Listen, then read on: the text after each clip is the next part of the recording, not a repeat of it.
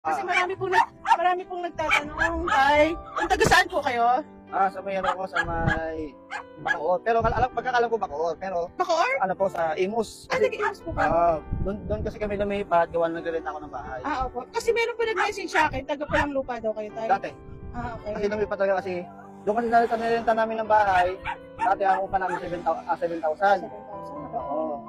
Ilan po yung anak niyo? Apat to. Apat. Ilan taon na po kayo nagtitinda ng ice cream? Ay, 12 years na. 12 years. Oo, tagal na.